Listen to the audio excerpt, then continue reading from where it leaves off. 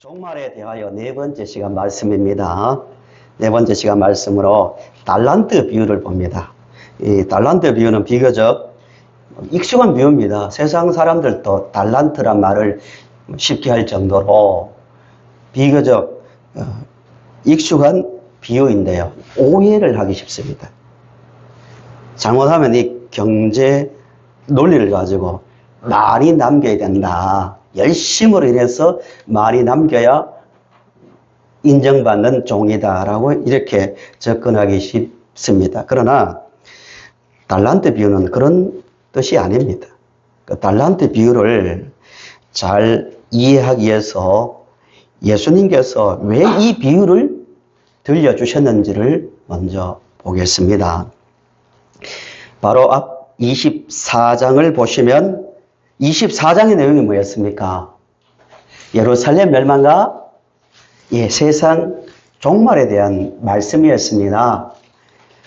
세 가지로 딱 요약돼요. 세 가지로. 첫째는 세상 끝날, 즉 멸망의 날은 반드시 온다 이거예요. 얼마나 주님께서 강조하셨는지 24장 35절에 천지는 없어질지언정 내 말은 없어지지 아니하리라고 아주 강하게 말씀하셨습니다. 내가 종말에 대해서 세상 멸망에 대해서 예루살렘에 대해서 너희들에게 예언을 했는데 세상의 모든 것은 변할지라도 이 말은 절대로 변하지 않는다. 반드시 온다. 두 번째는 종말 예언에서 그날은 언제인지 안다 모른다예요. 그리고 그러므로 결론입니다. 결론. 24장 전체가 예수님께서 말씀하신 종말에 대한 말씀인데 가장 중요한 말씀은 결론은 그러므로 뭐하라? 깨어있으라입니다. 깨어있으라. 길게 종말에 대해서 말씀하신 근본적 이유는 목적은 그러므로 깨어있으라는 겁니다. 그러면서 깨어있는 것이 어떤 것인가?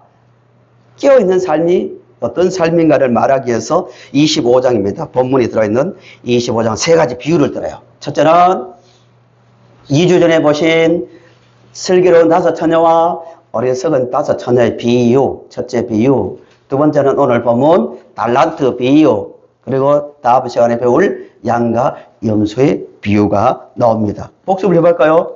본문을 이야기해서 10명의 처녀가 신랑을 기다리다가 신랑이 더디 오므로 어떻게 했습니까? 몇 명이 잠들었습니까? 10명 다. 10명 다. 5명만. 슬기로운 5명만 정신 바짝 차리고 눈 뜨고 있었는 게 아니고 10명 다 졸았다고 강조합니다. 그 신랑이 온다는 소리 듣고 몇 명이 일어납니까? 5명만 일어났습니까? 예. 10명 다 일어났습니다. 그런데 슬기로운 5 처녀는 잔치에 들어가고 어리석은 5 처녀는 들어가지 못했다고 말하고 있습니다. 차이점이 뭐라고 했습니까? 5명의 차이점. 둘 다 등과 기름을 준비했나요? 안 했나요? 2절만 보면 앞에 보면 오해할 수 있습니다. 어리석은 처녀든 슬기로운 처녀든 등도 준비했고 기름도 준비했습니다. 상식이죠. 어느 바보가 등을 준비해 놓고 기름을 안 넣겠습니까? 그날 밤에 온다는 걸 알고 있는데. 그런데 이 차이가 뭐냐면은 8절에 나와 있습니다. 8절을 보시면 우리가 지금 등불이 어떻게 되어 간다고요? 꺼져 간다고. 그 비유의 뜻은 주님께서 언제 오시더라도 기다림의 마음의 등불, 주님을 기다리는 그 마음의 등불이 꺼지지 않도록 끝까지 믿음을 지키라는 겁니다. 지금 세상을 보세요. 하루가 다르게 기름이 떨어져 기다림의 등불이 어떻게 됩니까? 점점 꺼져가고 있습니다. 지금부터 30년, 50년 전의 성도들과 현재의 성도들을 한번 비교해 보라고요. 그들은 주님께서 다시 오십니다 라는 그 마음 하나 때문에 위로를 받았고요. 세상에서 아무리 속상한 일을 당하더라도 그것 때문에 찬송했습니다. 주님 다시 오시니까. 그에 비해서 30년, 50년이 지난 현재를 보세요. 하루가 다르게 주님 다시 오신다는 그 재림에 대한 열망이 식어지고 있습니다. 기름이 줄어들면서 점점 꺼져가고 있다는 겁니다. 열처녀 비유의 결론이 이거였죠. 주님께서 다시 오신다는 약속을 믿고 끝까지입니다. 끝까지. 그때까지 마음에 잠이 들지 않도록 주님만 생각하면 소망이 생기고 위로가 되고 기쁨을 가지는 그 기름을 가지고 끝까지 기다려라. 예, 열처녀 비유의 내용이었습니다. 이제 본문이 이어집니다. 두 번째 비유예요. 역시 이 주제도 뭐에 대한 주제입니까? 깨어있으라입니다. 한번 따라합시다. 힘차게 깨어있으라. 힘차게 깨어있으라. 예, 깨어있다는 것. 두 번째로 깨어있다는 삶이 어떤가 보자는 거예요. 이 비유를 보면서 나는 정말 이 말세에 천지는 변해도 내 말은 반드시 이루어진다. 반드시 이룬다는 그 말씀을 믿는 자로서 정말 깨어있는 삶을 살고 있는가를 보자는 겁니다. 달란트 비유는 간단합니다. 요약해 볼게요. 어떤 사람이 먼 타국으로 가면서 종들에게 재능대로 달란트를 맡깁니다. 달란트는 돈입니다. 한 종에게는 5달란트, 다른 종에게는 2달란트, 그리고 마지막 한 종에게는 1달란트를 맡기고 예국으로 떠났다가 오랜 후에 돌아온다. 예수님의 비유입니다. 주인이 돌아와서 결산을 합니다. 5달란트 받은 종은 배를 남겨서 10달란트를 주인에게 돌려줍니다. 2달란트 받은 종도 역시 배를 남겨서 4달란트를 주인에게 드립니다.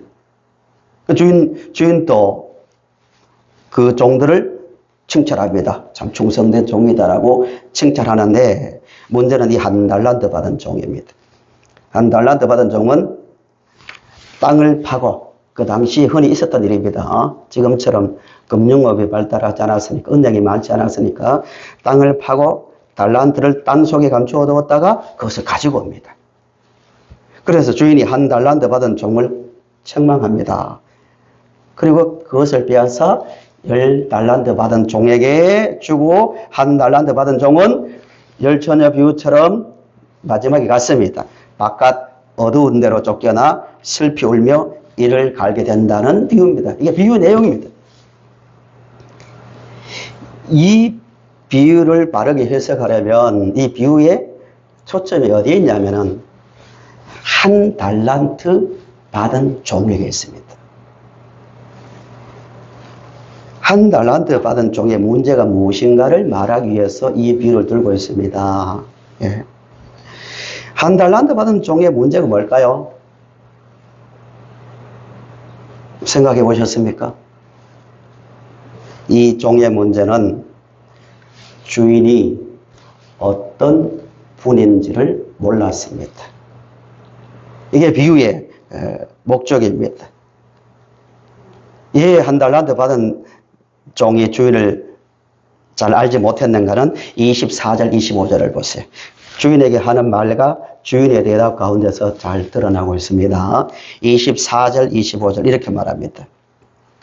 1달란트 받았던 자는 와서 이르되 주인이여 당신은 굳은 사람이라 심지 않은 데서 거두고 해치지 않은 데서 모으는 줄을 내가 알았으므로 25절을 같이 읽어볼까요? 시작. 내가 달란트를 땅에 감추어 두었었나이다. 보소서 당신의 것을 가지셨나이다. 아멘. 주인의 대답은 뭐예요? 25절, 26절. 그 주인이 대답하여 이르되 악하고 게으른 종아 나는 심지 않은 데서 거두고 해치지 않은 데서 모으는 줄로 내가 알았느냐. 그러면 내가 마땅히 내 돈을 취리하는 자들에게나 맡겼다가 내가 돌아와서 내 은금과 이자를 받게 하였을 것이니라 라고 책망합니다. 1달란트 받은 종은 주인을 어떤 분으로 보고 있습니까? 주인을 아주 무서운 분으로 보고 있습니다. 두려워했다는 거예요. 한 달란트 받은 종이 돈에 욕심이 생겨가지고 감춘 게 아니잖아요. 분명히 말합니다. 주인이 두려워서. 왜? 돈을 잃어버릴까봐. 어떻게 보면 굉장히 조심스럽고 주인의 것을 잘 지키려는 그 마음도 엿볼 수 있습니다. 그래서 자신있게 하는 거예요. 보소서, 이러면 보소서. 25절에 감추어 두었었나이다. 보소서 당신의 것이니다. 라고 돌려줍니다. 한 달란트 받은 종은 주인이 자기들을 어떻게 대하고 있는지를 모르고 있습니다. 지금 주인은 종들을요, 매우 존중하고 있고요. 거의 동력자로 보고 있습니다. 그 증거가 뭐냐면은, 이 달란트가 얼마나 화폐의 가치인데요. 얼마나 큰지를 알면 금방 다가옵니다. 한 달란트는 달란트는 성경에서 나오는 화폐 단위 중에 가장 큰 단위입니다. 6천 데나리온입니다. 6천 데나리온. 데나리온은 노동자의 하루 품삯입니다. 그러니까 학자들은 20년 동안, 그 당시에 20년 동안 하루도 빠지지 않고 일을 해야 모을 수 있는, 지금으로 말하면 5억에서 크게는 10억 정도로 봅니다. 한 달란트가 그렇게 크다는 거예요. 이 비유를 듣는 당시의 사람들은 현실적이지 않다라고 받아들였을 거예요. 어떻게 종에게 저렇게 많은 수억의 돈을 맡길 수 있나라고 받아들였을 거예요. 예수님의 의도는 그겁니다. 주인은 이 종들을 우리가 생각하는 그 종이 아니라 한 인격을 존중하고요. 거의 자기의 동력자처럼 인정하고 있다는 의미가 담겨 있습니다. 그 당시로서는 상상 못할 일입니다. 그러면 이 한 달란트 받은 자는 누구인가 이거예요. 이 흐름 전체, 마태복음 전체 흐름 속에서 이 한 달란트 받은 자들은 결국 율법주의자들을 말합니다. 하나님께서, 주인이신 예수 그리스도께서, 우리 하나님께서 우리 인간들을 사랑하기 때문에, 죽을 만큼 사랑하기 때문에 십자가를 지러 이 땅에 오셨습니다. 인간을 노예로 취급하는 것이 아니란 말입니다. 죽을 만큼 사랑하기 때문에 이 땅에 와서 나에게로 오라. 천국으로 돌아오라. 이 비유는 천국은 이렇게 말하잖아요. 천국으로 초대하기 위해서 내가 십자가를 지러 이 땅에 왔다는 그 복음을 가르치고 있음에도 율법주의자들은 종교 지도자들이 대표적이죠. 거부하는 거예요. 율법에서 예수 그리스도를 그렇게 사랑의 주인으로 보지 못하고 있는 겁니다. 본문 이해를 위해서요, 앞뒤 문맥을 잠깐 보도록 합니다. 이 비유 한 달란트의 의미가 무엇인지를 좀 더 선명하게 우리가 찾아내기 위해서요. 예수님께서 종말에 대해서 말씀하시고 종말을 이해시키기 위해서 깨어있으라는 말씀을 하는 중에 비유를 들고 있잖아요. 그 종말 비유를 시작하시기 바로 직전에 어떤 말이 있냐면요, 성경 속에 제가 읽어드릴게요. 24장 바로 앞에 이 내용이 나와요. 23장 37절부터 읽어볼게요.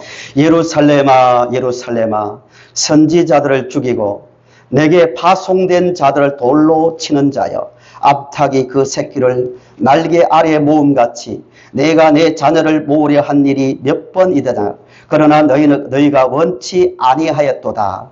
보라, 너희 집이 황폐하여 버려진 바 되리라. 내가 너희에게 이르노니 이제부터 너희는 찬송하리로다. 주의 이름으로 오시는 이여 할 때까지 나를 보지 못하리라 하시니라. 이 말씀은 예수님은 끊임없이 내가 너희들을 구원하러 왔다. 내가 너희들을 죽기까지 사랑한다. 사랑의 복음을 외쳤지만 그 주인을 이해하지 못한 한 달란트 받은 종처럼 율법에 매여서 받아들이지 않고 있는 거예요. 안타까운 마음을 표현한 다음에 말씀하신 다음에 종말 이야기 나왔고요. 그 다음에 이제 종말 이야기 끝난 바로 다음 26장을 보시면 이렇게 시작합니다. 또 예수께서 이 말씀을 마치시고 이제 비유를 다 종말 이야기를 마치고 난 다음에 제자들에게 이르시되 너희가 아는 바와 같이 이틀이 지나면 유월절이라 인자가 십자가에 못 박히기 위하여 팔리리라 하시더라. 그때 대제사장들과 백성의 장로들이 가야바라 하는 대제사장의 관정에 모여 예수를 흉계로 잡아 죽이려고 의논하되 말하기를 밀란이 일어날까 하노니 명절에는 하지 말자 하더라 라고 말하고 있습니다. 그러니까 앞뒤 문맥을 보면요, 한 달란트 받은 종처럼 주인이신 예수 그리스도를, 그 사랑을 이해를 하지 못하고 있는 거예요. 그 율법이라는 것을 자기들의 전통과 규정을 가지고 그것을 땅에 묻어 버렸다는 겁니다. 그 반대로요, 5달란트 받은 자와 2달란트 받은 자의 행동을 보세요. 비교가 됩니다. 16절을 보세요. 16절. 지나가는 것 같지만 매우 중요한 단어가 나옵니다. 16절을 보시면 지금 이 달란트가 얼마나 많은 돌인지를 생각하며 보셔야 됩니다. 그 시대에 있어서 한 달란트가 얼마라고 했습니까? 지금으로 말하면 5에서 10억입니다. 6천 데나리온입니다. 그 당시에. 그것을 받은 16개월 5달란트를 받은 자는 어떻게 갔다고요? 바로 갔대요. 우리는 뭐 바로 갔네 이렇게 말할 수 있지만 그 당시에 시대 속에 들어가면요, 놀라운 장면입니다. 종인데요, 수십억을 받았는데 조금도 머뭇거리지 않고 갔다는 것은 주인을 자기에게 5달란트를 맡긴 주인이 어떤 분인지를 알았다는 것을 이해를 해야 달란트 비유가 이해됩니다. 그 당시에 사람들은 깜짝 놀랄 거예요. 우와, 저렇게 많은 돈을 가지고 있다가 잃어버리면 어떡하려고. 아유, 무섭다. 저 돈을 잃어버리면 어떡하려고 저렇게 갔지? 이렇게 이해했단 말입니다. 주님은 그것을 지금 가지고 우리가 깨달으라고 말하고 있는 거예요. 그 종이 즉시 갈 수 있었던 것은 자기에게 그것을 맡긴 주인이 어떤 분인지를 알고 있는 거예요. 자기를 사랑하고 있고 존중하고 있고 인정하고 있는 분임을 알기 때문에 즉시 순종했다는 겁니다. 주인이 얼마나 또 이 종들을 인정하는지 주인의 반응을 보면 잘 알 수 있습니다. 20절에서 21절을 보세요. 20절, 21절을 보세요. 5달란트 받았던 자는 5달란트를 더 가지고 와서 이르되 주인이여 내게 5달란트를 주셨는데 보소서 내가 또 5달란트를 남겼나이다. 그때 21절 주인의 말이 그 주인이 이르되 잘하였도다 착하고 충성된 종아 내가 적은 일에 충성하였음에 내가 많은 것을 내게 맡기리니 내 주인의 즐거움에 참여할지어다 하고 어떤 일에 충성했다고요? 상식적으로 말하면 5달란트 받아서 너는 큰 일에 충성했다 이렇게 나와야 되는데요. 똑같이 2달란트 받은 자에게도 똑같이 말합니다. 23절을 보세요. 제가 이렇게 남겼습니다 하니까 글자 하나 다르지 않게 똑같은 말을 합니다. 23절에 그 주인이 이르되 잘하였도다 착하고 충성된 종아 내가 적은 일에 충성하였으며 내가 많은 것을 내게 맡기리니 내 주인의 즐거움에 참여할지어다 하고 라고 말합니다. 주인은 그 얼마를 남겼느냐에 그렇게 큰 관심이 없으면 똑같이 보고 있다는 거예요. 뒤에 1달란트 받은 자에게도 내가 그런 자로 알았느냐, 너가 그럴 줄 알았으면 내가 은행에 맡겨서라도 취리하는 자, 이자 놀이하는 자에게 맡겨서 내가 거둬들었을 거라고 말하고 있습니다. 주인은 얼마를 남겼느냐에 관심이 있는 게 아니라 어떻게 충성했느냐에 관심을 가지고 있다는 것을 볼 수가 있습니다. 이 말씀을 가지고 우리 이야기를 한번 적용해 볼까요? 예수님은 우리를 사랑합니까? 사랑하지 않습니까? 사랑합니다. 우리를 종이 아니라 아들로 자기 백성으로 삼을 만큼 우리를 존중하고 귀하게 여깁니다. 그 증거가 뭐예요? 십자가를 지셨습니다. 누구를 위해서? 우리를 위해서입니다. 세상 동양 서양의 모든 신화를 펼쳐봐도요, 이런 분은, 이런 신은 한 분도 없습니다. 어떻게 인간을 위해서 자발적으로 이 땅에 오시고 수치를 당하시면 발가벗기는 수치를 당하시고 채찍에 맞으시고 조롱당하시면서까지 십자가에 달려 죽은 신, 인간을 위해서 자발적으로 그렇게 희생하시는 한 곳도 없습니다. 많은 사람들이 성경을 비판할 때 이렇게 비판해요.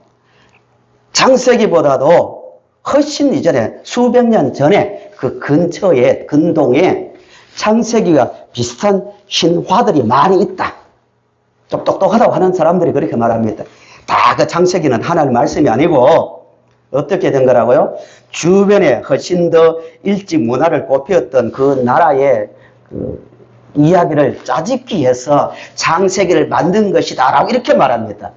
이 말이 굉장히 설득력 있게 사람들에게 들립니다.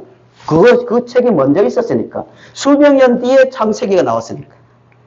그렇지만 세상 어느 신화에도 인간을 사랑해서 인간을 만드시고 인간을 사랑해서 자발적으로 신이 인간이 되셔서 희생당하셨다는 신화는 한 곳도 없습니다. 인간을 사용하기 위해서, 인간을 노예로 부리기 위해서 신화를 만들었다고. 대부분 그렇게, 신들이 인간을 만들었다고 주장합니다. 성경에만 나와 있습니다. 우리 주님은 성도님들 한 분 한 분을 죽기까지 사랑하시며 우리를 존중, 높이 귀하게 보시는 우리 주님이십니다. 그 주님을 제대로 알면, 이 주인을 제대로 알면 어떤 변화가 일어나냐면, 나도 주인을 위해서, 우리 주님을 위해서 살아야겠다는 거룩한 꿈이 생깁니다. 5달란트 받은 종과 2달란트 받은 종은 단지 의무 때문에, 이거 남기지 않으면, 경제 논리를 따라서 남기지 않으면 내가 벌 받을 것 같아서 무서워서 한 것 아닙니다. 나를 그렇게 대하는 그 주인의 마음을 알았기 때문에 즉시 가서 그 일을 한 것처럼 목적이 생긴 거죠. 우리도요, 예수님이 나를 얼마나 사랑하시는지를 알면 인생에 거룩한 목적이 생깁니다. 가끔 가다가 이런 분들을 만납니다. 제가 목회를 하다 보면은, 목사님, 저는 어떤 때는 구원받은 것 같고 어떤 때는 구원받지 않은 것 같기도 합니다 라는 분들이 있어요. 그때 저는 중요한 대답을 합니다. 뭐냐면은, 물론 여러 검증이 있고 구원받은지 안 받은지는 하나님만 하시죠. 인간이 함부로 말하면 안 되죠. 그러나 예수를, 성경이 말하는 그 교리를 따라 예수를 믿고 예수를 만나면요, 어떤 내면의 변화가 생기냐면 인생의 목적, 꿈이 생깁니다. 예수 믿기 전에는 이것이 목적이었는데 예수를 믿고 보니까 이제 바뀌는 거예요. 인생의 의미, 가치는 여기에 있구나. 예수를 위해서 사는 것. 그가 주신 사명을 따라 사는 것이 최고의 가치가 있는 일이구나를 알게 되는 거예요. 그 인생의 목적이 생겼는지, 목적의 변화가 일어났는지를 보면 어느 정도 알 수가 있습니다. 물론 여러 부분들을 봐야 되고 그 정도의 성숙의 정도가 차이이기 때문에 함부로 말할 수 없지만요. 예수 그리스도를 알면요. 우리를 구원하러 오신 십자가를 지러 오신 그 예수를 알면 십자가 지신 예수를 알면요. 아, 나도 주님을 위해서 나의 주인이신 주님을 위해서 살아야겠다는 거룩한 그 소망이 생깁니다. 우리 성도님들 이 하늘을 살아가실 때 또 인생을 살아가실 때 한 번 사는 인생에서 이런 거룩한 인생의 목적을 가지고 살아갈 수 있길 바랍니다. 갈라디아서 2장 20절에 이렇게 바울이 말하고 있어요. 예수를 믿은 다음에 바울의 고백이죠. 내가 그리스도와 함께 십자가에 못 박혔나니 그런즉 이제는 내가 사는 것이 아니요 변화가 일어난 거죠. 변화가 오직 내 안에 그리스도께서 사시는 것이라. 이제 내가 육체 가운데 사는 것은 나를 사랑하사 나를 위하여 자기 자신을 버리신 하나님의 아들을 믿는 믿음 안에서 사는 것이라고 말합니다. 내가 예수 믿고 보니까 내가 육체를 가지고 이 땅에 사는 것은 누구를 위해서 사는 거라고요? 나를 위하여 자기 자신을 버리신 하나님의 아들을 믿는 믿음 안에서 산다고 고백하고 있습니다. 성도님들의 분명한 고백이 될 수 있기를 간절히 바랍니다. 디모데전서 1장 12절에서도 비슷한 고백을 하고 있습니다. 우리 같이 읽어볼까요? 같이 시작. 능하게 하신 그리스도 예수. 주께 내가 감사하는 나를 충성되이 여겨 내게 직분을 맡기시니. 네. 자기에게 직분을 맡겼는데 무섭다. 내가 이 잘못 감당하면 괜히 벌 받는 것 아닌가. 하나님께서 우리 주님께서 맡긴 사명이니까 어쩔 수 없이 해야지 마음이 아니라 어떤 마음이 감사하대요. 왜 감사할까요? 주인이신 예수님이 나에게 어떤 일을 하셨는지를 나를 어떻게 대하셨는지를 아니까 그런 반응이 일어나는 거예요. 여러 성경을 봐도 또 은혜 받은 자들의 고백인 찬송을 받아요. 항상 공통점은 그거예요. 어떤 자기가 주의 일을 하는데 달란트를 사용하는데 공통적인 그 마음은 감사와 기쁨이에요. 나 같은 사람을 세상의 노예가 아닌 아들로 대해서 자녀로 대해서 이렇게 귀한 일을 맡기시다니 감사해서 사명을 감당합니다. 주인이 나를 어떻게 보는지를 알기 때문입니다.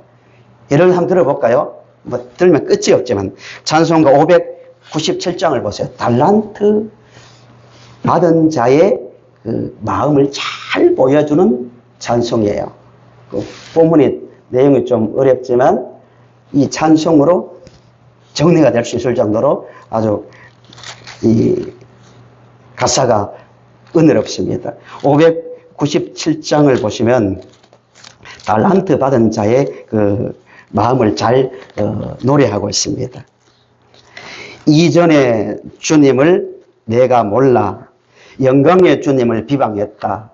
지극한 그 은혜 내게 넘쳐 날 불러주시니 어떻다고요? 고마워라. 주인이 나를 어떻게 대하는지를 아니까 내가 주인이 어떤 분인지를 아니까 그 일 자체가 고마운 거예요. 인생에 새로운 목적이 생긴 겁니다. 2절 나 받은 달란트 얼마런가 나 힘써 그것을 남기어서 갑절로 주님께 바치오면 충성된 종이라 상 주시리. 천하고 무능한 나에게도 종 같은 신분 이 말이죠. 귀중한 직분을 맡기셨다. 그 은혜 고맙고 고마워라. 이 생명 바쳐서 충성하리. 나 하는 일들이 하도 적어 큰 열매 눈앞에 안 베어도 주님께 죽도록 충성하면 생명의 면류관 얻으리라고 말하고 있습니다. 달란트 받은 자의 마음을 표현한 고백입니다. 성도님들의 고백이 될 수 있기를 바랍니다. 조금 전에 부르셨던 323장 부름받아 나선 이 몸도 마찬가지입니다. 내가 어디든들 못 가겠습니까? 남들이 알아주지 않아도 세상 사람들이 몰라줘도 저는 이 자체가 좋습니다. 즉시 가서 기쁨으로 순종하는 이유. 주님이, 내가 믿고 있는 주님이 어떤 분인지를 알기 때문에 나오는 그 반응입니다. 성도 여러분, 우리 주님은요, 우리를 십자가에 달려 죽을 만큼 우리를 사랑하십니다. 우리를 존중하십니다. 그 은혜를 믿습니까? 그 사랑을 믿는 자로서 당연히 나오는 고백이 부름받아 나선 이 몸, 이전의 주님을 내가 몰라입니다. 우리 예배 전에 불렀던 찬송가 제약에 썩은 내 육신을 같은 고백입니다. 이렇게 나를 사랑하시다니 내가 뭘 하겠는가? 당연히 내가 어떻게 살아야 되는가? 스스로 정리가 되는 겁니다. 이 몸 다 바쳐 주님께 충성하겠다고 고백하고 있는 겁니다. 세상에서요, 참 이 말이 어떻게 세상의 기준으로 보면 굉장히 극단적으로 들리는 말일 수 있습니다. 목사님은 자주 극단적으로 말하는 경향이 있습니다 할지 모르지만요. 세상에서 제일 비참하고 불쌍한 인생이 어떤 인생인지 아세요? 세상에서 가장 비참하고 불쌍한 인생은요, 아무 걱정 없이 배불리 먹고 편하게 살다 죽는 것이 인생의 목적인 인생입니다. 이런 인생은 동물과 같은 삶입니다. 그냥 세상에 한 번 태어났는데 한 번 사는 인생, 배불리 먹고 누릴 거 누리고 아무 걱정 없이 살다 가는 것이 복이다. 이것으로 끝난다면 동물과 다를 게 없습니다. 동물의 꿈입니다. 우리는 하나님께서 만드신 하나님의 피조물이자 하나님의 백성입니다. 하나님을 알면요, 그런 꿈이 생깁니다. 하나님이 나를 얼마나 사랑하는지 알기 때문입니다. 우리 교리를 체계화시킨 소요리 문답 들어보셨죠? 소요리 문답. 소를 요리한 게 아니고 교리를 잘 정리해 놓은 건데요. 첫 번째, 첫 장을 딱 펼치면 이렇게 말합니다. 문답이니까 질문하고 대답식으로 되어 있는 교리 공부책이거든요. 소요리 문답 제1문. 사람의 제일 되는 목적은 무엇입니까? 대답은 이렇게 나옵니다. 하나님을 영화롭게 하는 것과 영원토록 그를 즐거워하는 것. 이렇게 말합니다. 인생의 목적이에요. 인간이 만들어진 목적은 하나님을 영화롭게 하고 그를 뭐 하는 거예요? 즐거워하는 겁니다. 이 즐거움은 세상의 모든 즐거움보다도 비교 안 되는 즐거움이죠. 예수를 바로 알면요, 주의를 바로 알면요, 예수를 섬기는 즐거움을 맛보기 시작합니다. 성도님들, 이 한 해를 시작하는 둘째 주에 자신을 한번 돌아보았어요. 한 해를 또 살아갈 겁니다. 나의 즐거움은 무엇인가? 나의 인생의 목적은 무엇인가를 구체적으로 한번 생각하고 이 땅을 살아가자고요. 그냥 열심히 살다가 그냥 문제 해결되고 남들보다 더 안정된 삶을 살고 내면의 평안을 누리고 또 더 좋은 집에서 더 맛있는 것을 먹으면서 살다가 끝나는 것이 진짜 소원인가? 나쁜 건 아닙니다. 또 괜히 또 오늘 예배 마치고 굶지 마세요. 그런 것도 필요하지만 목적이 분명해야 됩니다. 이 주의를 아는 자의 인생이라는 겁니다. 제가 쭉 철학 역사를 보니까 이런 내용이 있더라고요. 긴 이야기지만 딱 요약하면요. 인간은 태어날 때부터 고유한 인생의 목적을 가지고 태어나는가 아닌가에 대한 역사적 긴 논쟁이 있었습니다. 중요하지 않은 것 같으면 매우 중요합니다. 아니다. 한쪽은 이건 다 주관적으로 살다가 보니까 필요에 의해서 이게 귀한 거다. 이게 귀하고 가치 있다라고 만들어진 것이라고 주장하는 사람도 있고, 태어날 때부터 인간은 고유의 목적을 가지고 태어난다는 철학자들이 있었습니다. 아리스토텔레스 같은 경우에는 삶의 목적은 인간 이성의 완전한 실현이다. 좀 어려운 말 같지만 용기, 절제, 지혜와 같은 그 덕을 실천하는 삶이 최고의 목적이다. 이렇게 주장했고요.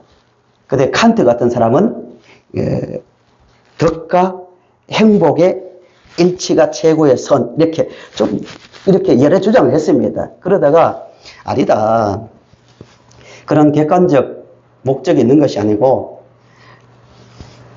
진화론에 근거해서 인간은 생존과 번식을 위해서 오랜 진화 과정에서 우연히 그냥 살다가 보니까 이게 필요하지, 이게 필요하지, 이렇게 살다가 끝나는 것이다. 허무주의를 합니다. 목적이 없는 거예요.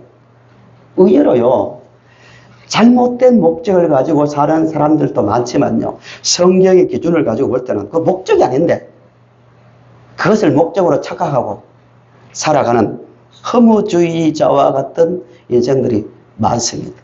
불행한 거죠. 이제 말씀의 결론입니다. 제가 이런 이야기를 굳이 하는 이유는 달란트 비유는 예수님께서 십자가를 앞두고 철저하게 그 주인이신 예수님의 복음, 그 사랑을 거부하는 사람들에게 내가 너희들을 사랑한다. 얼마나 사랑하는지 아느냐. 너희들 죽기까지 사랑한다. 그래서 십자가를 지러 왔다. 그런데 왜 그것을 거부하느냐. 그 말 가운데서 나온 겁니다. 성도 여러분, 우리 주님은요, 우리를 그렇게까지 사랑하십니다. 그만큼 우리가 가치 있는 존재입니다. 어떻게 살아야 될까요? 그 은혜를 받은 자로서 나도 이전 것은 지나가고 새 것이 되었다. 이제는 하나님의 나라를 위해서 주님께서 주신 사명을 위해서 썩지 않는 영원한 것을 위해서 살다가 주님 앞에 서겠다는 분명한 목적이 있어야 됩니다. 그 결단을 가지고 주님 앞에 설 수 있기를 바랍니다. 이런 자가 깨어있는 자라는 겁니다. 다 깨어있는 자로서 이 말세를 살아갈 수 있기를 바랍니다.